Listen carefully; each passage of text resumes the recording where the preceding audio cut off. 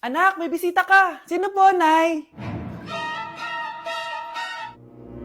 O anak, na paano ka? Ba't parang nakakita ka ng multo? Wala, Nay. Ma'am, kamusta naman po yung anak ko sa school? Isusumbong ko si Kyle sa inyo, ma'am. Ma'am, bakit? May ginawa ba siya? Yang anak mo kasi. Ano po, ma'am? Napakagaling, oo. Masipag at matalino yan sa school, ma'am. Opo, tama, Nay. Ay, buti naman. Akala ko kasi kung ano nang ginagawa nito eh. Kaso ano, ma'am? May mga kailangan lang ako itanong sa inyo, ma'am, kung totoo ba tong nasa test paper ni Kyle? Patay ako nito. O sige, ma'am. Unang tanong, anong pangalan ng nanay mo? Susan, ang sagot niya. Tama ba, ma'am? Tama naman, ma'am. Pangalawa, ano ang trabaho ng nanay mo? Ang sagot niya, housewife. Tama ba? Oo, ma'am, tama. Okay. Pangatlo, ano ang gustong ginagawa ng nanay mo sa'yo? Pinaglulutuan, binibigyan ng baon. Tama ba? Oo naman, mahal na mahal ko yan si Kyle. Ano ang ayaw na ginagawa ng nanay mo sa'yo? Wala naman nakalagay dyan, di ba, ma'am? Kasi wala naman ako ginagawang masama sa kanya. Ang nakalagay dito ay, palaging inuutusan. Pinapalo ng hanger, Anay! binabato ng kaldero, sinisigawan, minumura, at pinapalayas. Tama ba, ma'am? Walang iya ka, anak. Halika rito! Nay, wag mo! Pinapalo pala kita ng hanger, ha? Halika rito, matatamaan ka sa akin! Nay, test paper lang yan eh! Ma'am, kumalma ka. Kumalma?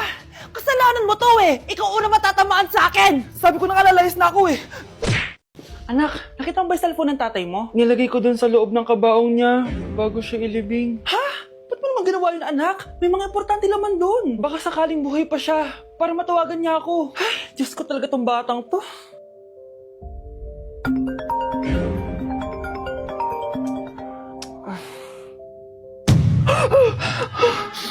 Matawag si tatay. Nay, kailangan natin pumunta sa sementeryo. Tumawag sa akin si tatay. Anak, pwede ba? Wala akong oras makipagbiruan sa'yo. Marami pa akong tatapusin trabaho. Pero nay, Pag di ka pa tumigil, kukunin ko yung cellphone mo. tay, sumagot ka. Alam kong buhay ka. Sa lahat ng pwede kong makita, ikaw pa talaga. Jessica, tinatawagan ko lang tatay ko. Nababaliw ko na talaga, no? Patay na tatay mo, di ba? Baliw. Hindi, buhay siya. Ito tandaan mo, kapag hindi ka pa tumigil sa kabaliwan mo, susunod ka na sa tatay mo. Sinabihan akong baliw ni Jessica tapos sinaktan niya ako. Totoo naman, di ba? Nabuhay ka. Anak, nabalitaan mo na ba? Ha? Ang alin, Nay? Patay na si Jessica. Natagpuan siyang walang buhay dyan sa may ilog. Ano? Ay, Diyos ko, kawawang bata. Tay, sumagot ka na please. Ikaw! Ikaw ang pumatay sa anak ko! Ano? Eh siya nga to ng away sa akin eh. Ikaw ang huli niyang kasama. Tandaan mo to. Isusunod kita sa tatay mo. Tay, hindi ko na alam gagawin ko. Sinisisi ako ng nanay ni Jessica sa pagkamatay ng anak niya. Natatakot ako. Anak, yung nanay ni Jessica. Oh, bakit, Nay? Pinatay daw. Binitin sa may puno. Ano? Nakakatakot na dito sa barangay natin, anak. Sinong pumapatay sa kanila? Nay, may tao. Sino po sila? Magandang araw po. Ako po si Detective Jason. Ako ang may hawak sa investigation case sa pagkamatay ni Cheska at ng kanyang nanay. Bakit kayo nandito? Dahil dito.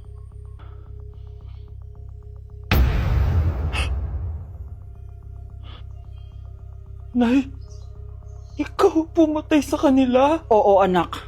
Narinig ko lahat ng mga sumbong mo sa tatay mo. Cellphone ni tatay. Pinangako ko sa tatay mo bago siya mamatay na poprotektahan kita kahit makapatay man ako ng tao.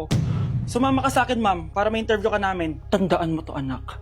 Kahit nasa kulungan ako, poprotektahan kita. Tumawag ka lang. Delivery po. Anong delivery? Parang wala naman ako in-order, kuya. Nakasulat po dito, Susan. Kayo po ba yun, ma'am? Oo. Sige, baka nakalimutan ko lang. Nay, ano po yan? Cellphone? Di ba mahal to? Opo, Nay. Paano ka nakabili niyan? Siguro nanalo ng raffle si nanay. Nay? Oo, anak. Bakit? Nabalitaan niyo na ba, Nay? Uso yung mga scammer ngayon. Totoo ba? Grabe na talaga ngayon, anak. Sabi sa nakita ko, Nay, nang scam daw siya ng mamahaling cellphone gamit ang credit card ng ibang tao. At ito pa yung malala, Nay, nang scam daw din siya ng pera. Delivery po. May delivery ata, anak.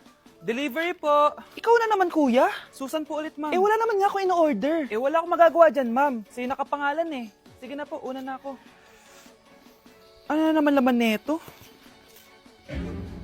Pera? Ito ba yung sinasabi ni Scarlett na galing sa scam? Pero bakit sa akin nakapangalan? Anong gagawin ko dito? Hindi naman ako yung scammer. Nay, may naghahanap po sa inyo sa labas. Ah, anak! Sige, pupunta na ako.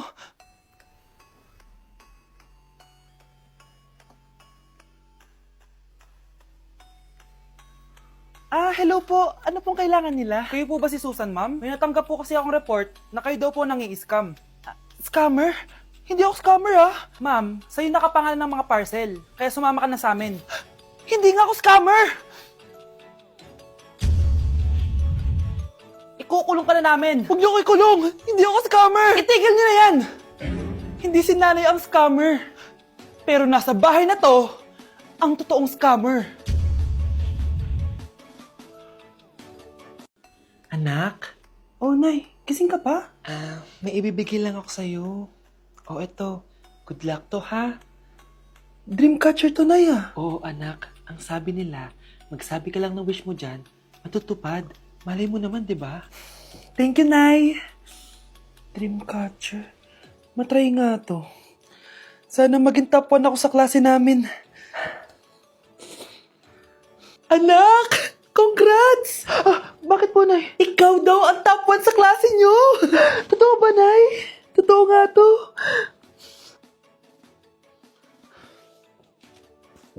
O anak, saan ka galing? Nag-apply ako sa trabaho. Ayoko naman maging pabigat sa inyo habang buhay. Sana makabawi na ako sa inyo. Ba't di mo nalang i-wish yan sa Dreamcatcher? Malay mo naman, di ba? Oo nga no, Nay. Nay! Tanggap na ako sa trabaho! Ang laki pa ng sahod ko!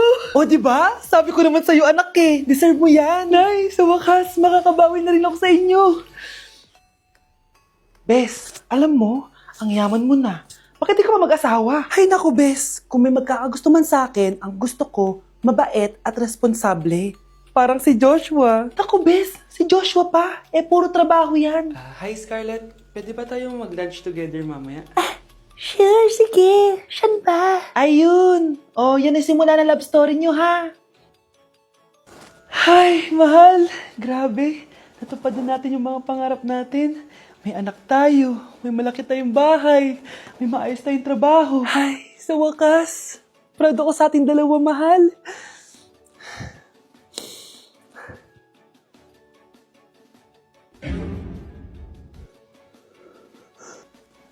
Mahal? Anak ko, binili ko to para sa'yo. Bagay sa'yo to. Ang ganda, di ba? Wow, Nay, ang ganda. Parang ang feeling yan pag sinuot ko yan. Sana may ganyan din ako kagandang damit kagaya ni ate. Ayan, marunong ka na magdilig, anak. Ang dali lang pala nito, Nay. I love you, anak. Mahal din kita, Nay. Sana may ganyan din kaming banding ni nanay. Nagutom na ako. Nay, may ulam pa? Ay, sorry, anak. Kinain na kasi ng ate mo yung ulam, eh. Sige, Nay. Di na po pala ako gutom. Sana pinagtitira din ako ni nanay ng ulam. Alam mo, Bes, favorite talaga ng nanay ko yung ate ko. Feel ko tuloy, ampun lang ako. Bes, what if hanapin mo yung birth certificate mo? Malay mo, ampun ka lang talaga. Asan yung birth certificate ko? Kay ate to, ah. May stage 4 cancer si ate. Oo, anak. May cancer ang ate mo. Anay! Kaya palagi nasa ate mo yung attention ko kasi ine-enjoy ko lang lahat ng oras na nabubuhay pa siya. Nay, sorry kung nagduda ako kung anak mo ba talaga ako. Ngayon, alam mo na, anak. Ano, Nay? May cancer ako? Kailan niyo balak sabihin sa akin to, ha? Anak! Kaya di ko sinasabi sa'yo kasi baka di mo kayanin. May cancer ako. Anak! Ate! Hello, Bes. Sinundan ko si Miguel. Bes, ano nakita mo? May iba na ba siya? Confirm. May kabit yung jowa mo. Ha? Sino naman magiging kapit niya? Kabit niya si Scarlett. Hello, Bes? Nasaan ako? Anong gagawin niyo sa akin? Tama na! Bakit ka nagmamanman sa bahay namin? Spy ka ba? Walang yaka! Inago mo yung jowa ng best friend ko! Pinagsasabi mo, be? Ako ang tunay na jowa ni Michael. Never naman nagustuhan ni Michael yan si Samantha kasi ang pangit niya, no? Ganun ba? Oo, kaya magdusa ka dyan. Wag! Jessica? Samantha! Tara, tatakas kita. Grabe, bes. kung ano-ano na ginawa sa'yo. Ang ganda mo pa din. Be, thanks to the Perfect Stay Velvet Matte Cushion na Skintific. Bago ako pumunta dito para sundin si Miguel, nag-apply na ako neto. Dahil long-lasting ito, high coverage and waterproof, siguradong all day fresh ka. We, talaga ba? O eto? O diba? Ang ganda ko pa din. Hindi na kailangan mag-retouch. Ang gagaling nyo din, no? At may tagapagligtas ka pa. Si Samantha. Samantha? Ikaw ba yan? Anong ibig sabihin nito? O, di ba? Ako ang tunay na jowa nito ni Miguel. At ikaw, kabit ka lang. Pero walang iya ka.